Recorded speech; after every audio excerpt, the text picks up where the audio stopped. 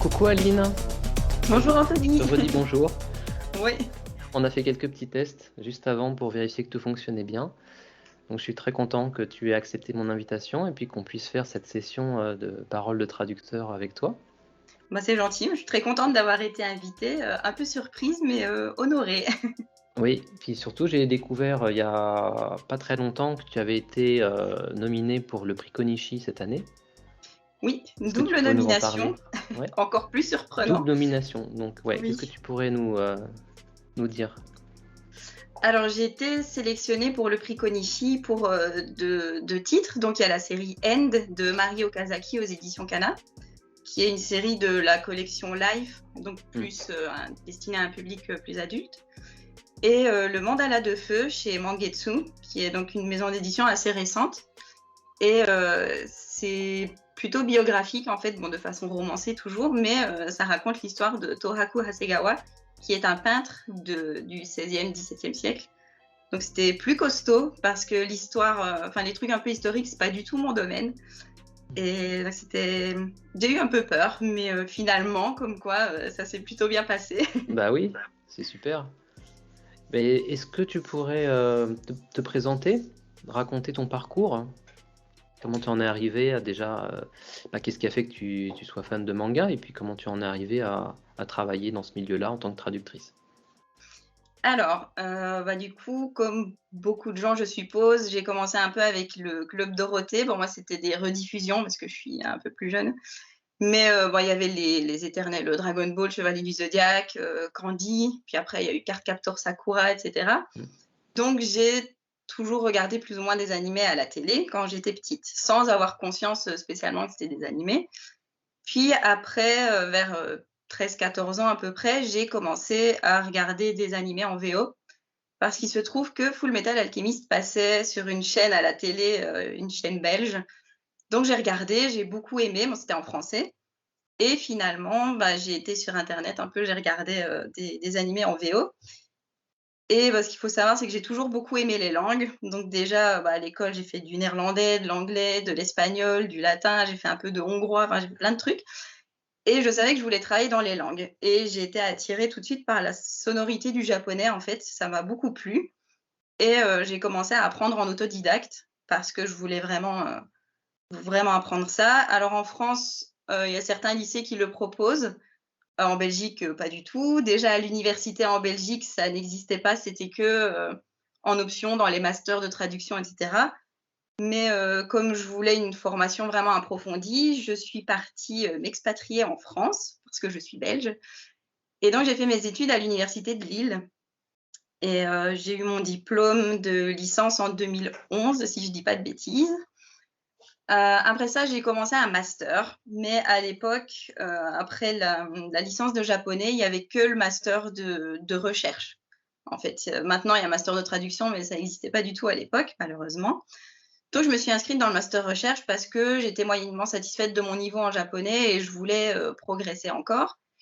Mais j'ai constaté que ça m'apportait pas ce que je voulais parce que, bah, c'était plus trop des cours de langue et cetera, donc voilà. Mais entre-temps, j'avais postulé pour une bourse pour partir, au Japon avec la Japan Foundation et j'ai eu la bourse. Seulement, il fallait être inscrit en master recherche, donc l'année suivante, même si j'avais laissé tomber en espérant me réorienter, je me suis réinscrite dans le même master et je suis partie et donc là-bas, j'ai eu des cours de japonais plus intensifs et en parallèle, je devais mener mes recherches parce que mon sujet à moi, c'était les yakuwarigo. Donc, c'est les caractéristiques un peu du langage dans la fiction, donc les mangas, les animés, et cetera, par rapport aux stéréotypes des personnages. Donc, les pronoms personnels qui changent, les particules qu'on ajoute à la fin des phrases ou ce genre de choses. Et moi, je voulais étudier un peu l'influence sur les gens qui apprenaient le japonais, en fait. Finalement, j'ai pas poussé, mais voilà. Donc, je suis partie 6 mois au Japon et quand je suis revenue, bah, j'hésitais, je savais pas trop ce que j'allais faire comme master parce que je me disais: «Ce serait bien d'avoir un master quand même» et finalement, bah, mon rêve, c'était d'être traductrice de manga depuis que j'étais adolescente et j'ai trouvé, une opportunité. En fait, il y avait la maison Boys Love IDP qui venait de commencer il y a pas très longtemps, donc j'ai tenté le coup. J'ai été prise chez eux où j'ai travaillé plusieurs années avant de ensuite commencer chez Kana. Et de là, j'ai enchaîné avec d'autres maisons d'édition. Donc finalement, j'ai jamais repris de master, donc j'ai que ma licence de japonais et mes 6 mois au Japon. Ok, mais ça t'a permis déjà d'avoir un très très bon niveau puisque tu traduis des séries qui sont quand même pas faciles. Bah là, Donc, j'étais plutôt satisfaite. Enfin, en rentrant du Japon, j'étais satisfaite de mon niveau, bien que évidemment, on n'est jamais totalement satisfait. Mais c'était sûr que je m'étais beaucoup améliorée. Et en rentrant, quand j'ai commencé à postuler pour d'autres maisons d'édition que IDP, j'avais jamais passé. Je crois que j'avais le JLPT niveau 3 que j'avais passé à l'époque de la fac, en je sais plus quelle année. Et on m'a dit que après un test, bah, ils étaient assez surpris de mon niveau parce qu'avec le JLPT 3, ils ne s'attendaient pas à ça. Et donc, on m'a fait comprendre que je ferais mieux de ne pas le mettre du tout sur mon CV, que j'avais le JLPT niveau 3 parce que ça, ça te c'était baissait pas. ton niveau finalement. C'est ça. Donc, finalement, je me suis dit, ben, peut-être que je devrais passer à un autre JLPT. Donc, j'ai tenté le niveau 1 directement en me disant que si je le ratais, je verrais un peu à quoi ça ressemblait et je pourrais le repasser après plutôt que de faire d'abord le niveau 2. Et j'ai eu le niveau 1 tout de suite. Donc finalement, j'ai le JLPT niveau 1 quand même. Ok. Donc voilà. Tu parlais tout à l'heure que tu avais commencé en autodidacte et c'est vrai qu'autour de moi, je peux avoir pas mal d'élèves ou de personnes qui posent des questions à ce sujet-là pour savoir si c'est possible d'apprendre le japonais en autodidacte. Alors, est-ce que tu pourrais donner des astuces? Alors, bah, moi, j'avais commencé via internet. Bon, internet à l'époque n'était pas aussi fourni que maintenant, mais j'avais trouvé aussi une méthode, il n'en existait pas beaucoup et de la campagne d'où je venais, bon, c'était assez compliqué, mais maintenant, je crois qu'en ville, dans toute bonne librairie, qui se respecte, il y a moyen quand même de trouver pas mal d'ouvrages, il y en a beaucoup. Il y en a qui ciblent plus les kanji, qui ciblent l'oral, donc on peut vraiment trouver un peu tout, ça peut être complémentaire. Et internet, il y a pas mal de gens, il y a des youtubeurs qui font des chaînes, assez sympas où elles expliquent, bah, un peu le japonais, où elles font des cours. Donc je crois que maintenant, c'est beaucoup moins compliqué d'apprendre en autodidacte. Par contre, je reste persuadée que, en autodidacte, ça a quand même ses limites. Bon, je pense qu'on peut aller loin déjà, mais ça a quand même ses limites et je pense que, le mieux, c'est d'avoir un peu de structure ou de voyager, d'aller sur place pour, ne fût-ce que pour pratiquer. Parce que ça, c'est quand même le truc un peu, bon, l'oral, c'est pas ce que je préfère parce que je suis très, très timide, donc j'ose pas trop parler, en fait. Et C'est étonnant parce que tu as traduit Shai. oui, bah, je me suis pas Ça mal tombe à reconnue pic. dans l'héroïne. Mais donc, oui, je suis un peu, timide, maladive. Donc Ok, bah, cool. parler, prendre la parole, en public et tout, c'est pas trop mon truc. Mais quand j'étais au Japon, finalement, ça allait plutôt pas mal et on s'habitue. Donc je pense que, pour apprendre à vraiment pratiquer oralement, faut y aller ou trouver des connaissances japonaises sur place éventuellement, enfin ici. Mais j'avoue que là, bah, ça fait un moment que j'y suis pas retournée, merci le Covid. Mais du coup, oui, j'ai plus pratiqué vraiment depuis peut-être 2 ans à peu près. Oralement, enfin, je veux dire, moi, prendre la parole. Donc voilà, l'autodidacte, c'est bien. Il y a moyen de faire plein, plein de choses maintenant. Mais faut essayer de tester, ou de voyager ou prendre des cours, ça peut être toujours bien quand même, ne fût-ce que pour répondre à des questions. Parce que parfois, il y a des éléments qui restent un peu obscurs et on ne sait pas trop le pourquoi du comment. Et du coup, c'est bien d'avoir quelqu'un, même si c'est une connaissance qui juste a une licence en japonais ou a fait plus de japonais, mais qui peut expliquer comment ça fonctionne ou pourquoi c'est comme ça. Mm. Ça peut être bien. Alors j'en profite pour me faire un petit peu de pub, puisque sur mon site JLPT Easy, maintenant on va pouvoir donner des cours de japonais en plus. Donc ça c'est cool. Magnifique. Génial, hein? Euh, Par rapport au premier épisode de Parole de traducteur, que je sais que tu as regardé, tu disais que tu étais fan du travail de Fédois. Est-ce que tu pourrais expliquer un petit peu finalement ce que tu connais de ce qu'elle a fait, puis comment elle a pu éventuellement aussi te motiver à faire de la traduction? Après, je Alors peux oui, du comprendre que coup, tu l'admirais pas mal. oui, Fédoua Lamodière, c'était mon idole quand j'étais ado et que j'ai commencé à apprendre le japonais. Parce qu'il se trouve que, j'ai vu son nom beaucoup, son nom de jeune fille encore, dans des mangas que j'achetais. Alors je sais pas, je crois que j'ai acheté énormément de mangas d'elle. Il y a eu Rêve, il y a eu Black Cat, il y a même pas eu les Dragon Ball, hein. Il y a eu pas mal de titres de Yuki Kaori, les Godchild et quelques one-shots.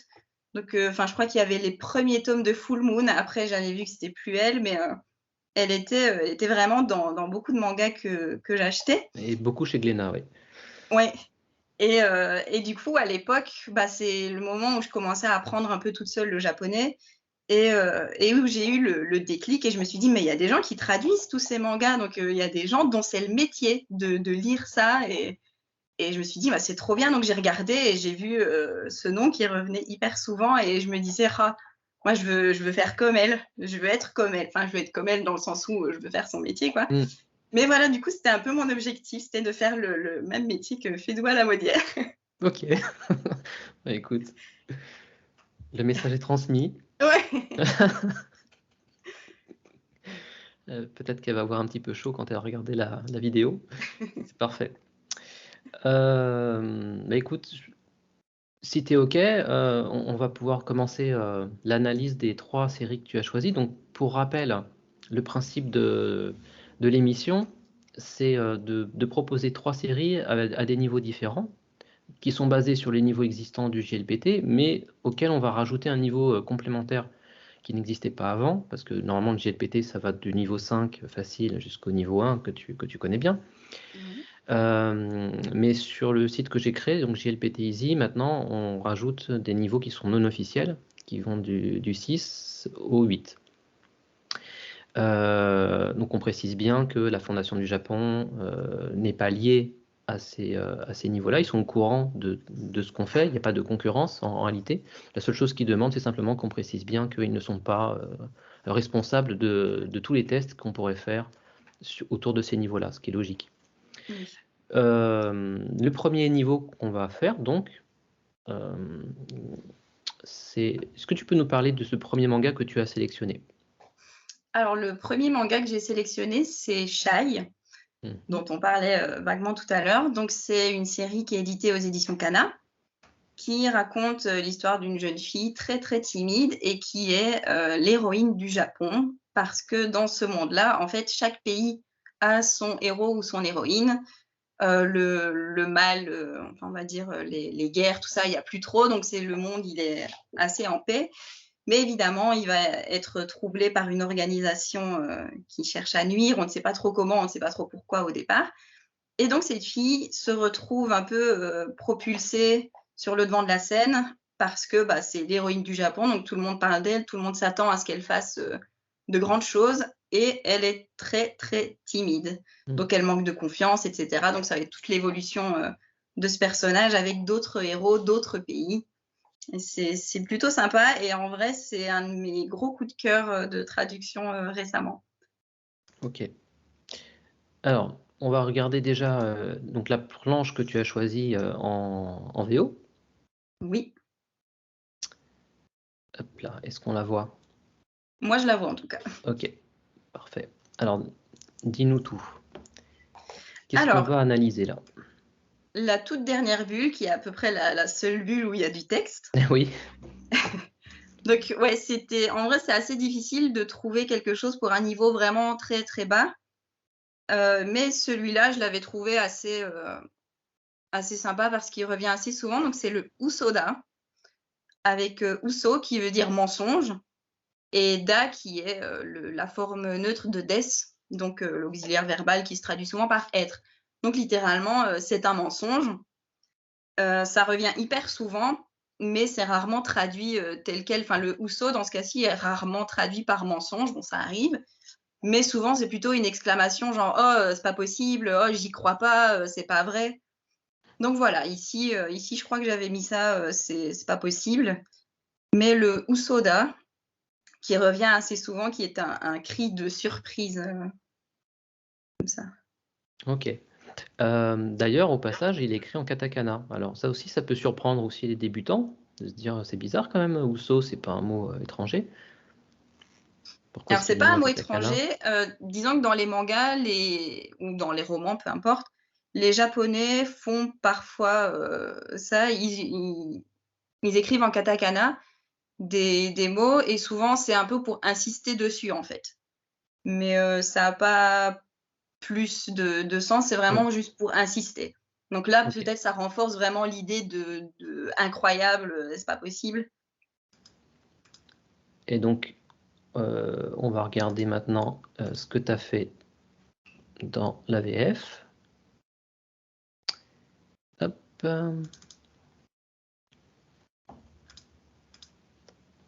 Donc là, en fait, tu l'as traduit tout simplement par C'est pas possible. « Mais t'es pas possible ». Voilà, Mm. tout simplement.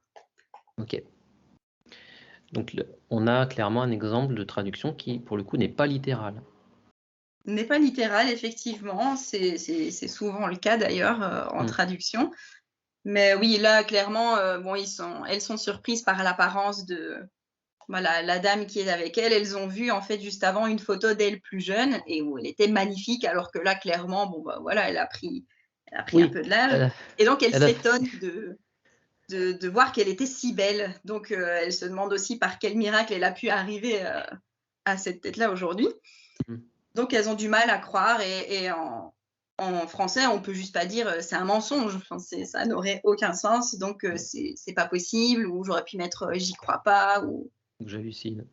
voilà, j'hallucine aussi. Ok, super. Donc ça, on va dire, ouais, c'est vraiment le niveau facile, hein. Ça, c'est Bon, très facile. ce que tu nous as sélectionné comme deuxième série, alors, j'ai toujours du mal à prononcer le titre en anglais. C'est quoi son nom?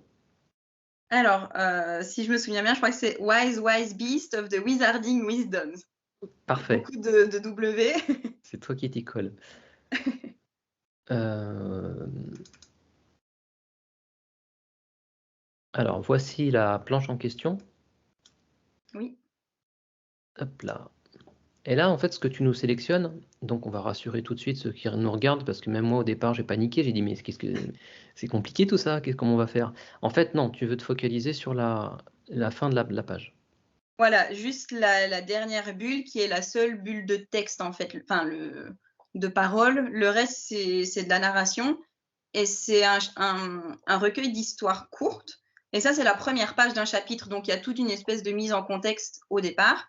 Et puis, il y a la dernière bulle de la page qui est la toute première phrase du personnage, en fait.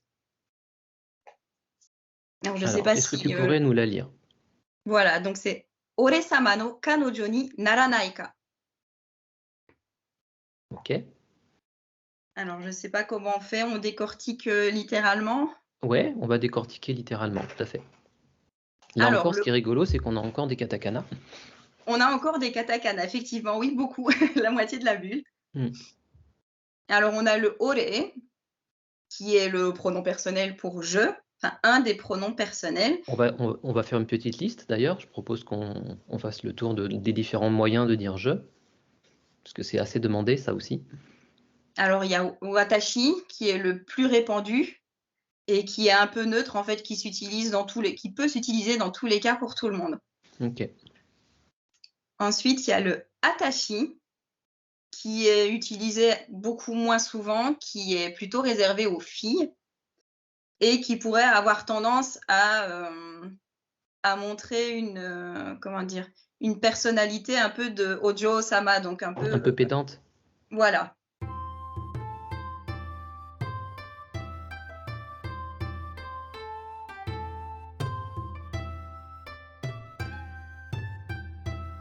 Il y a un peu de ça.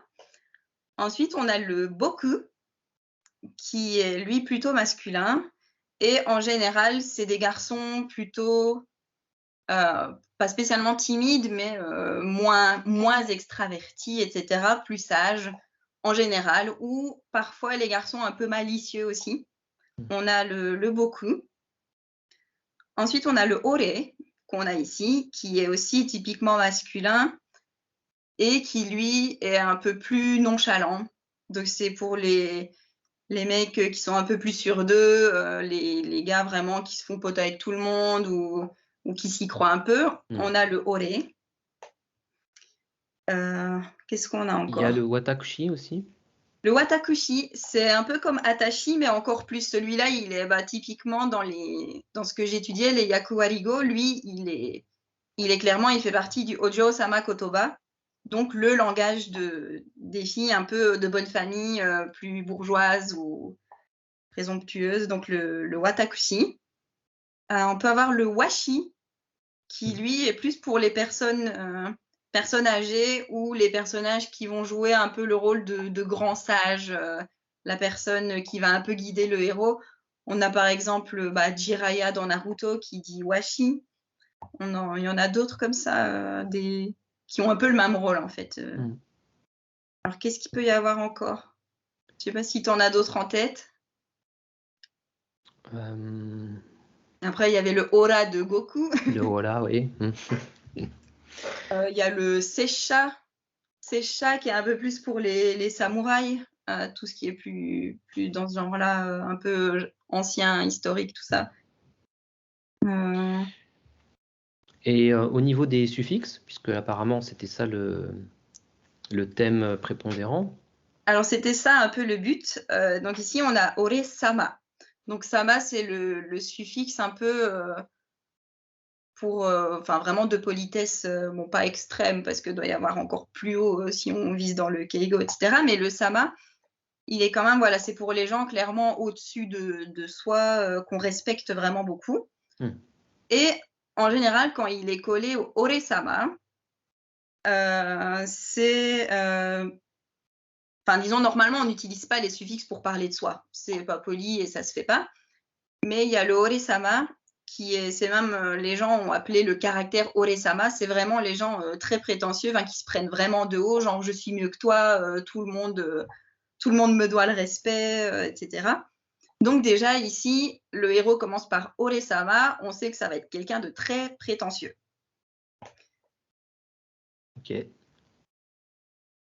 Alors ensuite, donc ore-sama no kanojo. Donc kanojo, c'est le petit mot pour petite amie, petite copine, qui est ici encore une fois en katakana.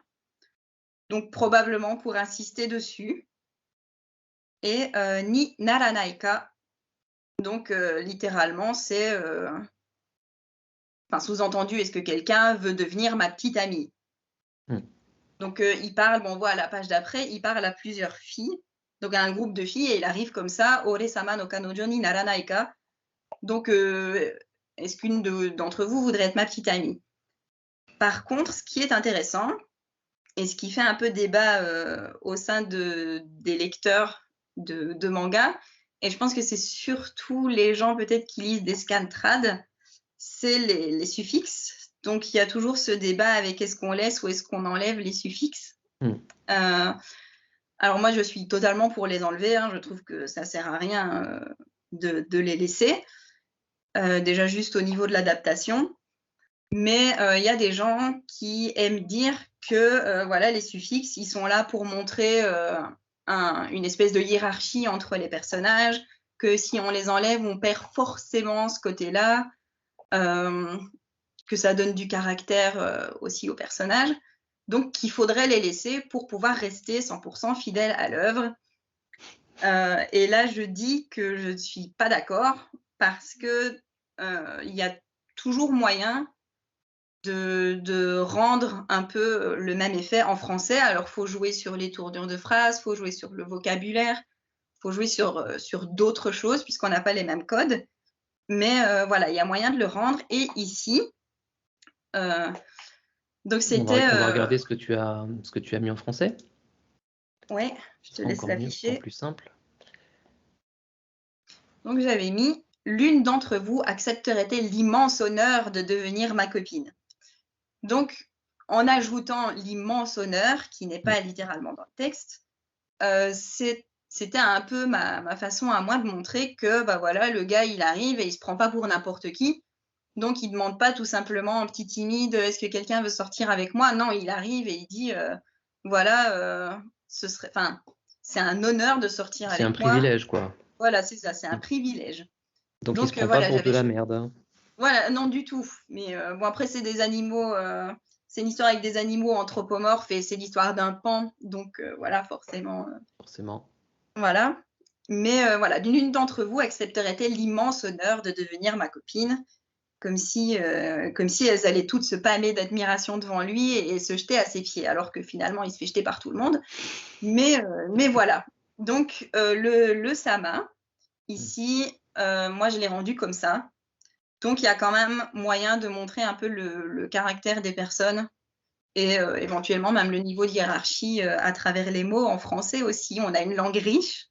On a une langue riche, Donc c'est voilà. vrai. Donc, on peut tout à fait. Moi, je suis tout à fait de ton avis, hein. Et les outils sont pas les mêmes en japonais qu'en français. Ça, c'est pas grave. Mais après, les deux langues ont chacune la capacité d'exprimer des choses finalement similaires avec leurs C'est ça. propres outils. Puis c'est un peu le défi et ce qui est sympa aussi dans la traduction, c'est que, ben, il faut faire avec ce que nous, on a en français Mm. et trouver comment adapter pour que ce soit correct ou naturel chez nous, avec des éléments qui n'existent pas forcément dans notre langue, au départ. Donc voilà, c'est là tout le défi du métier de Donc, traducteur. certaines personnes vont parler des avantages à conserver les suffixes. Il y a des inconvénients, et il y en a un qui est assez majeur selon moi, c'est que ça n'évoque rien pour un français. Que ce soit C'est chan, kun, sama, etc., ce ne sont pas des mots français. Donc, à non, moins d'être soi-même otaku ou de connaître un petit peu la culture, dans ce cas-là, on se restreint à une partie du public. On considère qu'on fait de la traduction pour des puristes. Mais au-delà de ça, c'est dommage parce que ça veut dire qu'il faut expliquer. Il faut expliquer chaque suffixe. Les gens, quand ils lisent, il faut que ça soit fluide aussi. Il faut qu'il y ait si on peut éviter de faire des rappels, des notes de bas de page, parce que tout ça, ça va freiner la lecture. Et quelque part, rappeler aussi que la fidélité à une œuvre, c'est la fidélité dans la lecture. Un japonais, lui, il va lire de façon fluide, il va pas s'arrêter. Si le français peut tout comprendre avec la même facilité, c'est tout bénef, hein.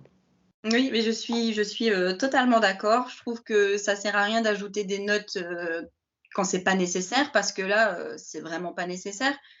C'est comme il y en a parfois qui gardent des formules, enfin il y en c'est déjà arrivé, mais plutôt dans les débuts, qui gardaient des tadaima, okaeri, oni-chan avec une note, ça veut dire grand frère ou ça Des veut dire yosh, ceci. Voilà et ça veut rien dire chez nous. Alors les gens qui éventuellement regardent énormément d'animés, qui ont l'habitude, ils vont comprendre, ils vont avoir un petit sourire, mais le manga à la base, il est quand même, tout public, enfin pour la plupart, donc il vise un public, large et un public qui n'a pas forcément l'habitude. Donc un manga peut être le premier manga pour plein de gens en fait, donc il faut que sa lecture soit fluide, qu'ils comprennent et sinon ça peut rebuter. En vrai, je pense que ça pourrait faire en sorte que les gens se disent: «Oh, c'est pas pour moi, il y a trop de choses pour les gens qui connaissent vraiment bien les mangas, les animés, le Japon. Moi, j'arrête de lire les mangas» et c'est pas le but, clairement. Donc voilà, je suis aussi pour, l'abolition de tous les suffixes. ok, super. On a fini notre deuxième série, on va passer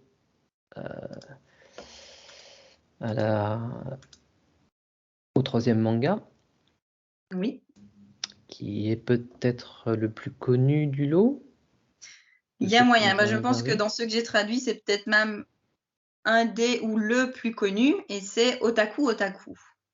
Hmm.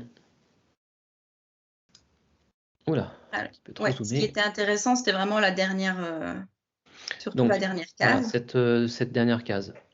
C'est ça. Alors, on va commencer par la lecture habituelle. Alors j'y vais. Hmm. 確かに、この年になってコンビニに下着買いに行くとは思いませんでした。違う。付き合わせてすみません。違う。そうじゃない。君を逃せない。愛は渡せない。Alors, Alors, tout cet enchaînement, hmm. en fait, ce qu'il faut savoir au départ, c'est que cette page, c'est une page qui est après un chapitre. Donc, il y a déjà tout un contexte qui était dans le chapitre. Et là, on fait une petite blague à côté. Donc voilà, c'était censé être un passage marrant. Donc il faut que ça reste marrant en français quand on le lit. Le truc, c'est que voilà, là, il y a Kabakura, celui avec les cheveux plus clairs, qui, qui essaye de faire passer un message à son ami, qui est le héros. Et visiblement, ils ne se comprennent pas. Donc, Chigao, l'autre, il en remet une couche. Tsuki wa wasete sumimasen, donc désolé de t'avoir forcé à m'accompagner. Chigao so janai. Et puis l'enchaînement Kimi o nogasenai, ai wa watasenai. Ça ne veut pas dire grand-chose dans le contexte. Donc, il lui dit, mais non, mais Littéralement, est-ce que on pourrait déjà traduire juste littéralement?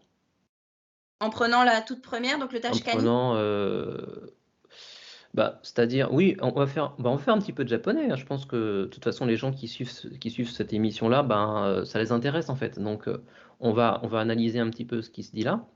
Mhm. Donc, est-ce que ça vaudrait pas le coup de commencer depuis le début, tant qu'à faire? Peut-être, ce serait plus facile parce que déjà, comme il y a zéro contexte, vu Et que c'est là, une on va page rajouter un juste. peu de contexte. Alors, c'est quoi la situation? Qu'est-ce qui se passe? De quoi il... Alors, la situation, c'est que le héros a invité sa petite amie chez lui. Mhm. Donc, elle s'attend à faire une soirée en amoureux, etc. Et puis, en fait, l'autre couple arrive dans la soirée parce que, en fait, c'est une soirée jeux vidéo, enfin, soirée pyjama jeux vidéo. Donc, la petite amie, elle déchante un peu parce qu'elle se dit, oh là là, c'était une soirée en amoureux, donc en fait, non. Et soirée pyjama, donc elle rentre pas chez elle, elle passe la nuit là. Et bon, il y avait toute une histoire avec la couleur des sous-vêtements. Et là, en fait, lui, il va lui acheter des sous-vêtements à la supérette parce que elle en a pas pour le lendemain, vu que c'était pas prévu qu'elle dorme là. Mm. Alors, donc, l'ami du héros lui dit Nifuji o yoke na kuchidashi wa shitaku nee ga, hoka no yatsu yobu nara, mae motte sou itte yaranee to. Ma sono futari tomo ii otona nan dakara na. Donc, Nifuji, c'est le nom du héros, en fait. Donc, Nifujio, c'est vraiment pour l'apostropher, genre, mec, Nifuji, point d'exclamation. Donc, yoke na kuchidashi wa shitaku nee ga. Donc, yoke, c'est inutile, superflu. Donc là, on voit que c'est un adjectif en na, puisque il y a le na qui a été ajouté derrière quand c'est épithète. Donc, yoke na kuchidashi. Kuchidashi, c'est quand on interfère dans la conversation de quelqu'un, en fait, quand on se mêle de quelque chose ou quand on dit quelque chose dans la conversation alors que on ne devrait pas spécialement. Donc, kuchidashi wa shitakune ga, shitakune c'est shitakunai. Donc, Alors, on va rappeler ce que c'est que la forme en shitai déjà. alors la forme en taille, c'est pour exprimer un désir. Donc, vouloir faire quelque chose, ici avec le verbe, le shi du verbe shimas, suru à la forme neutre. Donc, shitakunai, c'est ne pas avoir envie de faire quelque chose. Et pourquoi est-ce que du coup, c'est un né à la fin et pas un aïe alors? Ça, c'est une forme encore plus familière. Souvent, il y a les formes en aïe qui deviennent né. Ça arrive assez fréquemment. D'ailleurs, c'est vrai qu'avec Dragon Ball, Fed doit expliquer que Goku parlait souvent comme ça. Oui, effectivement. Chez les jeunes, en fait, en langage de jeunes, des lycéens qui vont parler, etc., on retrouvera très souvent le né au lieu du nai. Mm. Voilà, ils Quelle est sont la plus différence adultes. entre Yokkei na Kuchidashi et Yokkei na Osewa? On peut entendre Yokkei na Osewa da. Alors, Osewa, c'est vraiment, c'est peut-être plus se mêler de quelque chose, mais par des actes, genre s'occuper des affaires de quelque chose, mais physiquement, on va dire, quand on fait quelque chose là, kuchidashi, c'est vraiment, d'ailleurs, on a les deux kanji. Le premier, kuchi, c'est la bouche, et dashi, c'est le Qui deru, sort de la bouche. sortir. Donc, c'est vraiment interférer, mais avec des paroles, en fait, faire une remarque. Une remarque. Une remarque qui pourrait être déplacée. Voilà, c'est ça. Ok. Alors, hoka no yatsu yobu nara. Hoka, c'est autre. Et le yatsu, c'est quelqu'un, un individu. Donc, hoka no yatsu, c'est quelqu'un d'autre. Yobu nara, on a le yobu à la forme neutre, yobimas, forme polie. Donc, ça, c'est appeler. et le nara qui est une forme, alors je sais plus comment on dit du tout, les termes un peu scolaires, tout ça. C'est ouais, du conditionnel? C'est le, si tu fais Mmh. quelque chose, donc oui, c'est ça, un peu un genre de conditionnel. Donc, si tu appelles quelqu'un d'autre ou si tu, allais appeler quelqu'un d'autre, maemotte, maemotte c'est, auparavant, au préalable. So itte yarané to, donc so qui désigne, heu, qui renvoie à quelque chose en fait, il fallait le dire, donc Mmh. c'est le en français. Maemotte so itte yarané to, donc on a le verbe iimasu, you à la forme neutre qui là est en forme en T, donc itte yarané to, donc on a encore le né, Mmh. donc en un peu moins familier, ce serait yaranai to, et Et là Yaranaito, qu'est-ce que c'est en fait, à l'origine? ça s'ajoute à des verbes pour exprimer, l'idée qu'il faut faire quelque chose. Sinon, 3 petits points, on ne connaît pas Alors forcément les conséquences, mais il grammaticalement, y aura des conséquences.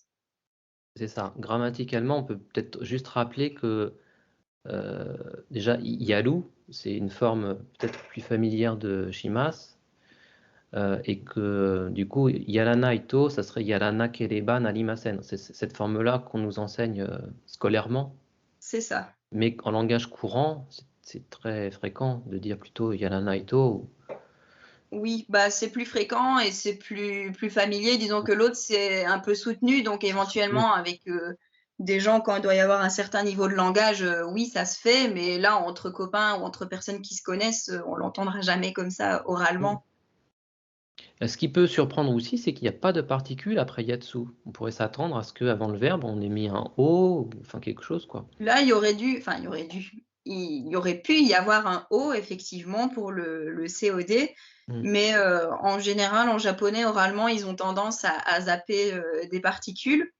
Donc ça raccourcit déjà qu'ils raccourcissent les phrases, qu'ils font c'est contextuel, il y a pas parfois de sujet, il manque plein de trucs. Mmh. Alors en plus, ils enlèvent des particules, mais ils n'enlèvent pas n'importe quelle particule. Donc c'est-à-dire que souvent, ils enlèvent les particules qui coulent un peu de source. Donc là où il y a vraiment, 0 ambiguïté, où tout le monde va comprendre. Pas à un endroit où pourrait y avoir plusieurs particules et où ça changerait le sens. Voilà, donc là, le O, clairement, on pouvait rien mettre d'autre à cet Et endroit-là. en Donc fait, en français, on mange des mots, nous aussi, finalement. on mange des mots, Ça on arrive, hein? mange, des négations beaucoup, Mmh. ouais. Donc c'est oui, c'est OK. un peu pareil. Donc Et dans alors si cette on reprend alors, ah ouais, parce que j'allais dire, si on reprend la bulle, littéralement, donc c'est, si tu appelles quelqu'un d'autre, il fallait le dire avant. Et là, encore une fois, contexte, on sait que c'est à sa copine qu'il aurait dû le dire avant, en fait.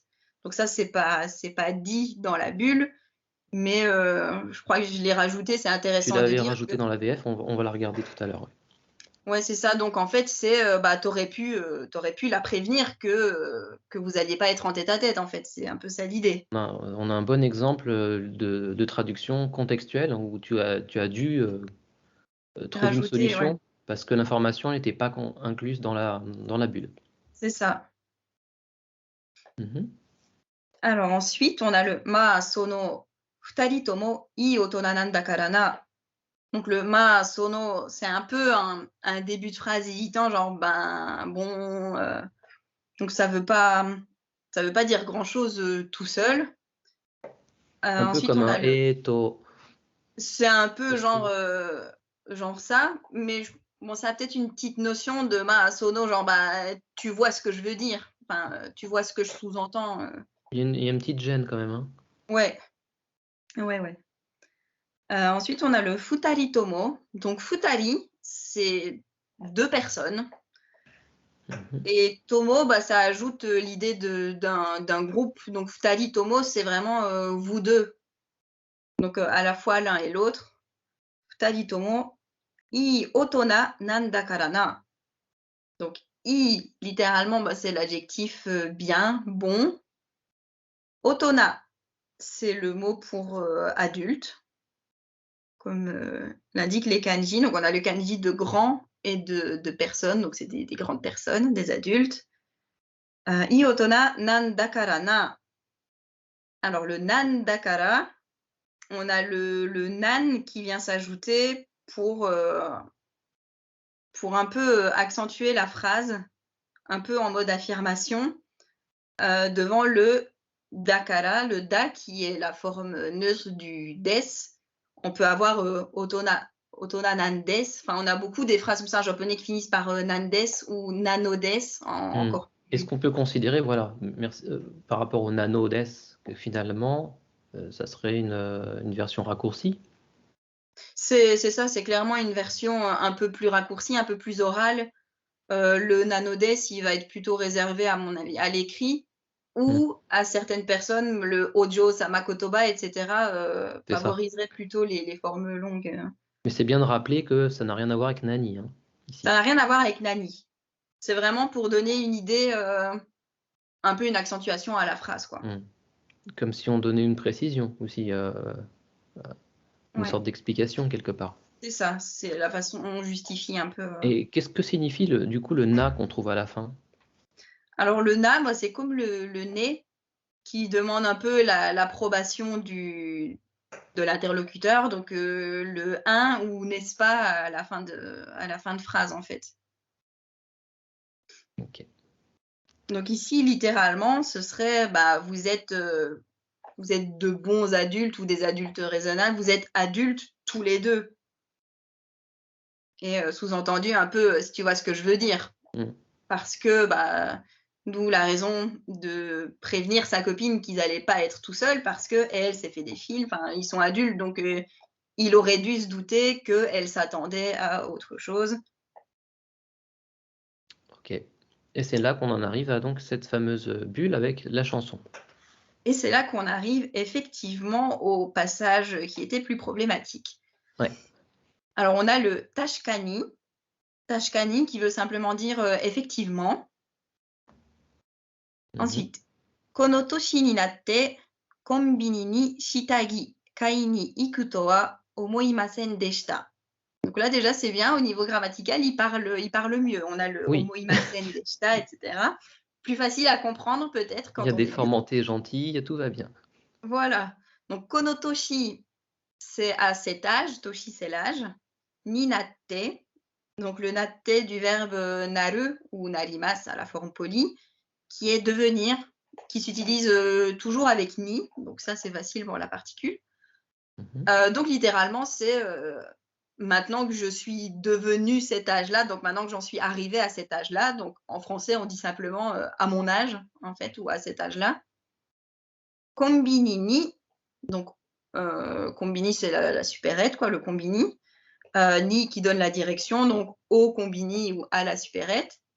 Shitagi. Alors shitagi, c'est des sous-vêtements.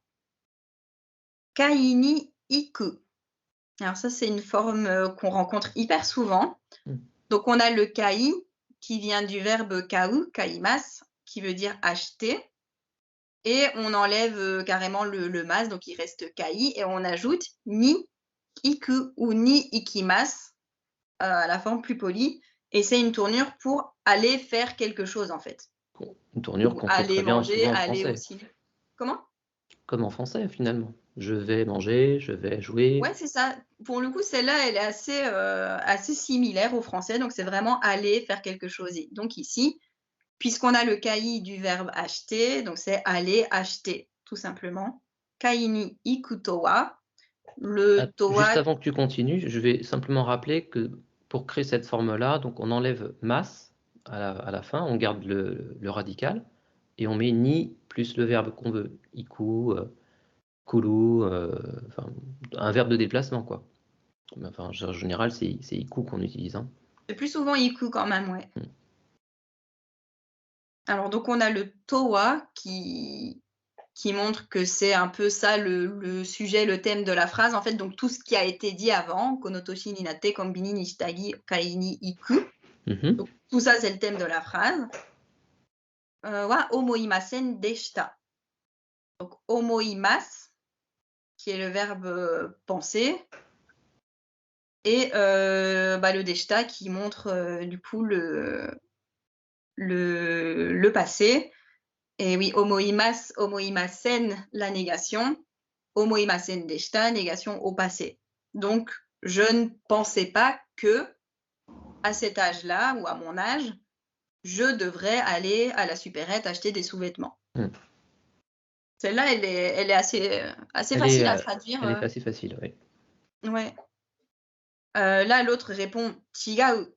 Genre, mais non, c'est pas ça, parce que c'est pas ça qu'il voulait dire. C'était pas le fait, il relevait pas le fait qu'ils doivent aller à la supérette acheter des sous-vêtements. C'est pas ça qui était problématique, oui. Voilà, c'était pas l'idée. Entre-temps, le héros répond Tsukiya wasete sumimasen. Donc on a Tsukiyau, Tsukiyaimasu, qui est accompagné. Mm. Tsukiya wasete, ce serait faire accompagner quelqu'un, enfin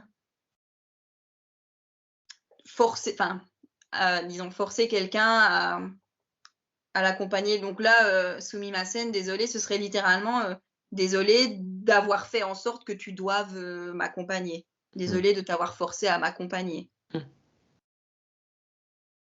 Ok. Puis on a la réponse Chigau so janai.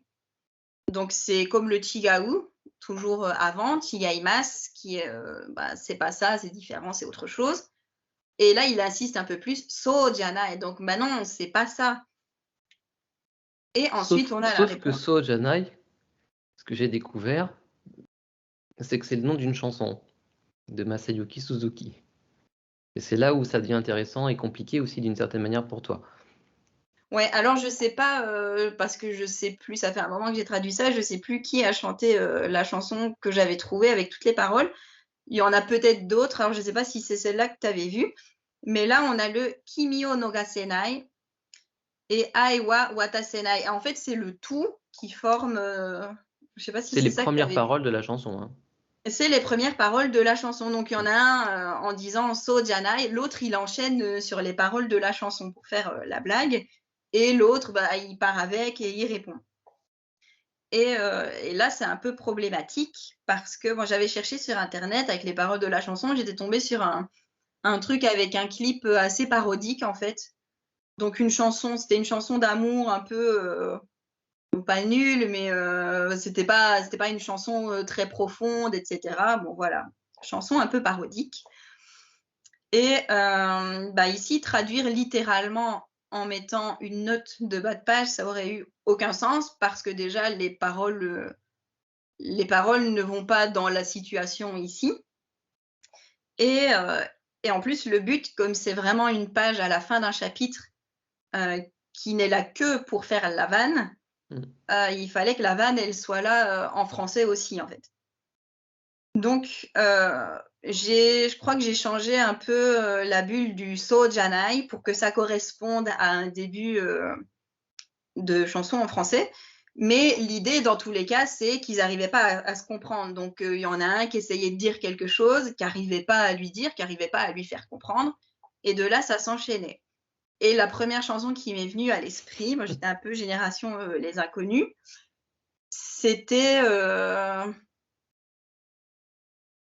C'est toi que je t'aime. Ouais, vachement Voilà. beaucoup. Donc, ça commençait sur le je sais pas comment te dire, parce que du coup, ça montrait, ça tombait pile poil. En plus, ça montre qu'il essaie de dire un truc, qu'il n'y arrive pas et qu'il ne sait pas trop comment tourner sa phrase autrement pour. Mais tu sais on va diffuser la vidéo, hein. On va mettre le bout de la chanson des Inconnus, puis on va mettre le bout de la chanson parodique japonaise aussi.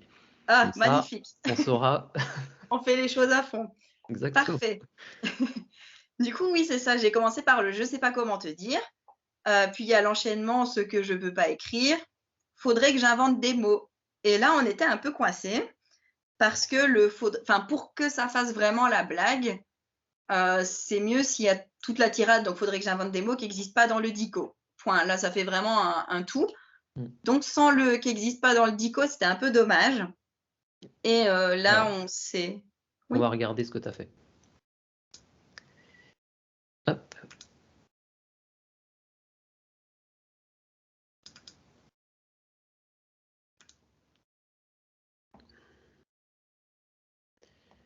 Zoom, zoom.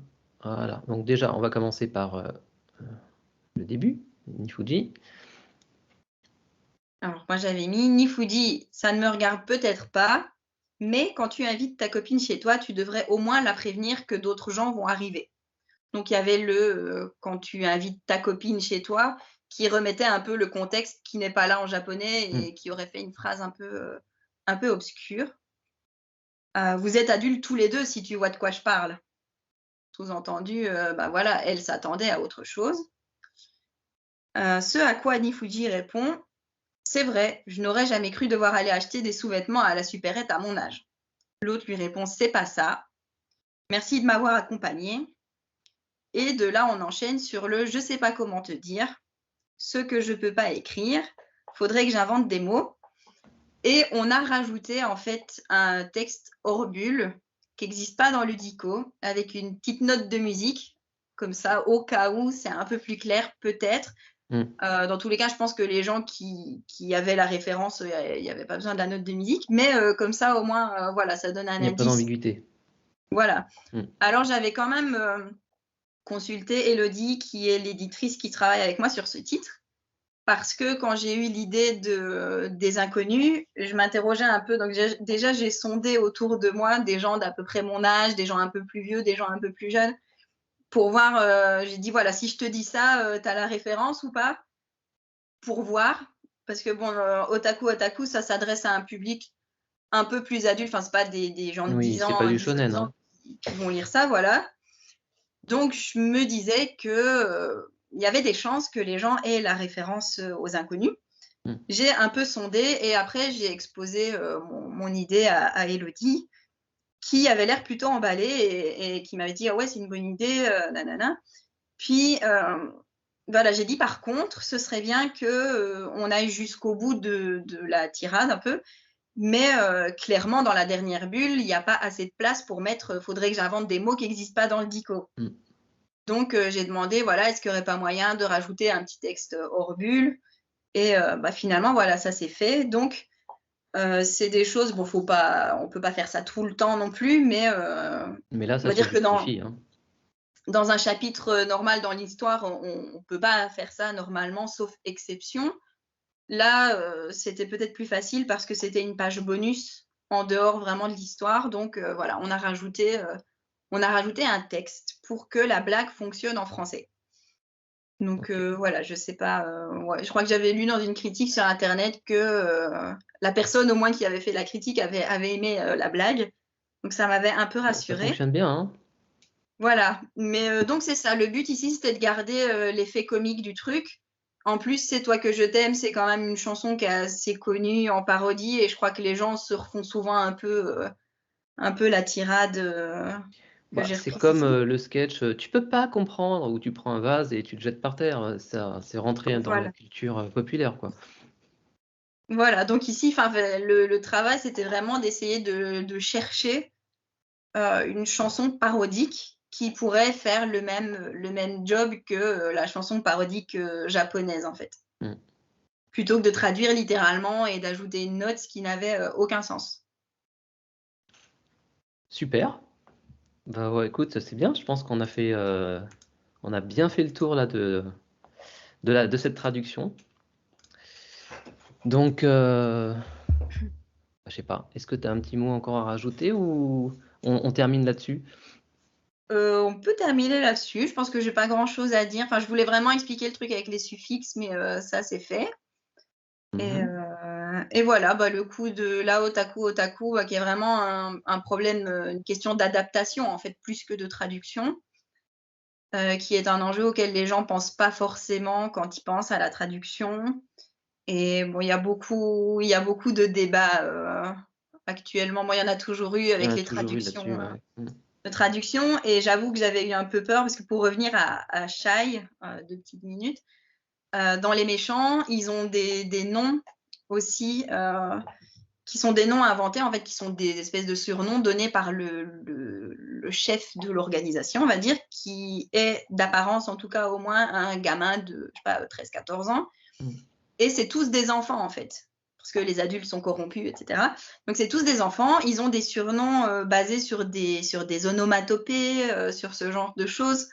Il y en a une, c'est une des premières qu'on voit, donc il n'y a pas de spoil, qui s'appelle en japonais Kufufu, nom de famille Kekera Kera. Donc littéralement, c'est 2 onomatopées du rire, un premier rire, puis un deuxième rire vraiment bien fort.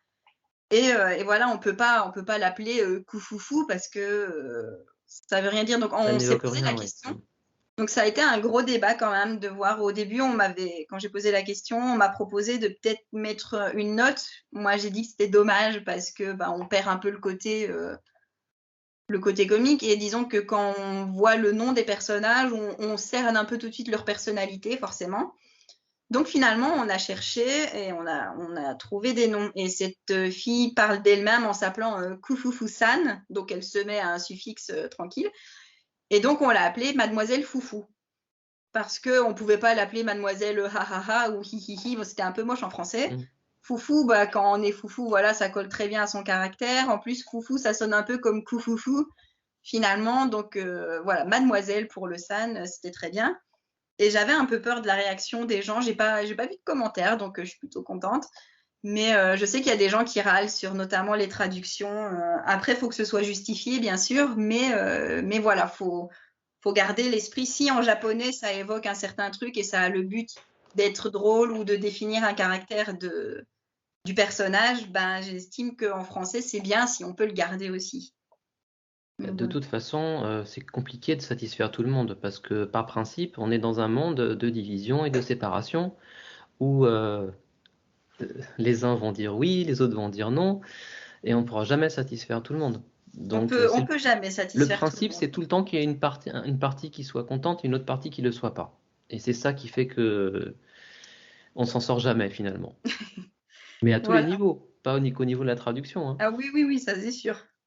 Mais donc voilà, le but c'est de rester quand même le plus fidèle possible à l'œuvre. Donc voilà, ça alimente les débats, mais voilà, je pense que chaque traducteur a son opinion quand même là-dessus et que souvent elles Oui, se rejoignent. je pense que ça, c'est bon.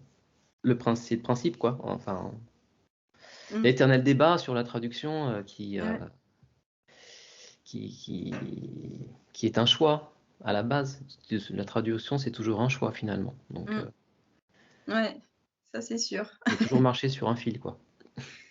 Ouais, parfois on ne sait pas trop ce qu'on fait non plus, comme avec le contexte au Japon, on ne peut pas savoir, ne fût-ce que dans le singulier pluriel. Moi, je donnais cet exemple-là parce que j'ai donné cours un peu aussi, et là, je donne des conférences dans les masters de traduction à Lille, et je prends souvent l'exemple aussi que quand un personnage arrive pour se battre et qu'il explique sa technique au poignard, admettons, on ne sait pas s'il a un poignard ou s'il en a un dans chaque main ou s'il en a 3, s'il en a 4. Donc, il y a un moment, si on n'a pas les infos, s'il n'y a pas les volumes qui sont sortis derrière, on ne peut pas savoir. Donc, soit il faut trouver une parade, soit il faut prendre une décision qui sera peut-être fausse, enfin qui s'avère malencontreuse, mais bon voilà, faut faire des choix, ouais. Tout à fait. Eh ben, toutes mes gratitudes à toi pour ton intervention qui était super. Je pense que les gens vont se Merci, régaler. merci à toi pour l'invitation. Avec grand plaisir, hein. Et puis du coup, ce serait quand les résultats du Konichi? Tu sais, toi? Ça doit être annoncé au Festival d'Angoulême, donc c'est fin janvier. Ok. Ouais, Ah oui, le on a dernier encore de la week-end. marge, hein. Il y a encore de la marge, mais le grand jury doit tout lire en VO, en VF, etc. Donc je crois que ça va demander beaucoup de boulot. Et est-ce qu'on pourrait... tu m'avais parlé d'une série qui tu disais qui deviendrait probablement une de tes plus populaires. Est-ce que c'est prématuré d'en parler maintenant? Ou tu pourrais nous faire une Non, annonce? elle a déjà été annoncée assez récemment. C'était chez Kana. J'avais d'ailleurs participé au live pour en parler. C'est Tougen Anki. Et c'est un bon shonen nekketsu. Donc, il est peut-être pas hyper original comme ça. Mais déjà, les dessins sont magnifiques. Il y a des planches incroyables. Et c'est basé en fait sur la légende de Momotaro. Donc, c'est le clan Momotaro, donc les descendants, qui se battent contre le clan des Oni. Et ils manipulent leur sang, donc ils se font une petite ouverture, une petite plaie, etc. Ils sortent leur sang, ils se battent. Et bon, voilà, moi, j'ai bien accroché. Déjà, les graphismes sont incroyables. Après, j'ai tendance, mon avis est peut-être pas hyper objectif parce que quand je traduis des séries, j'ai tendance à être vraiment à fond dedans. Mais on va dire que ouais, celui-là, j'étais hyper contente de le faire et enfin de m'occuper de la traduction et j'ai hâte qu'il sorte et j'ai vu pas mal de gens, même déjà avant l'annonce qui en parlaient, qui disaient: «Ah Toggenanki, vivement la sortie en France» et cetera. Donc je pense qu'il a déjà une petite communauté, probablement via les scans.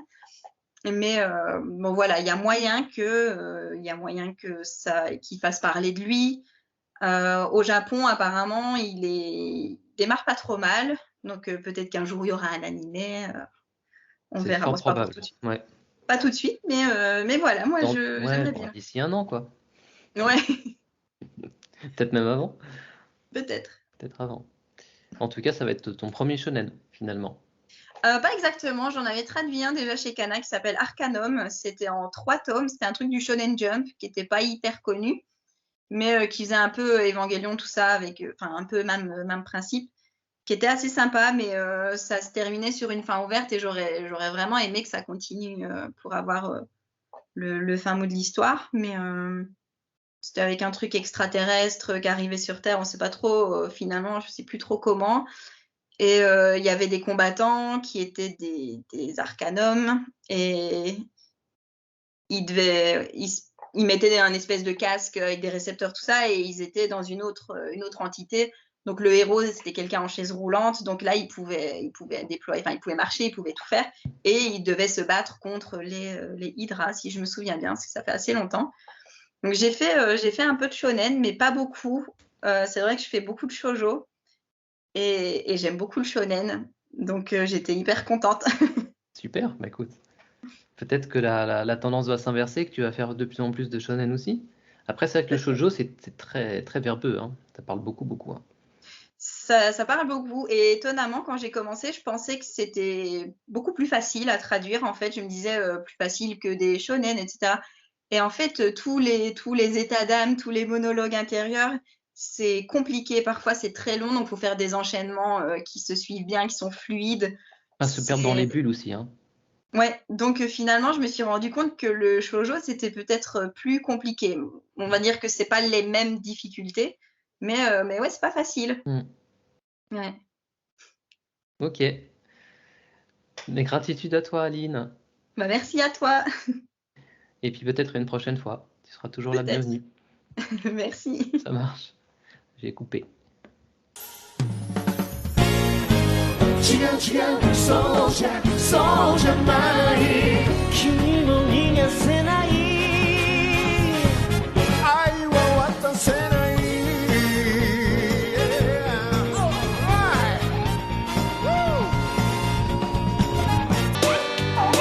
Je sais pas comment te dire ce que je peux pas écrire. Faudrait que j'invente des mots qui n'existent pas dans le dico.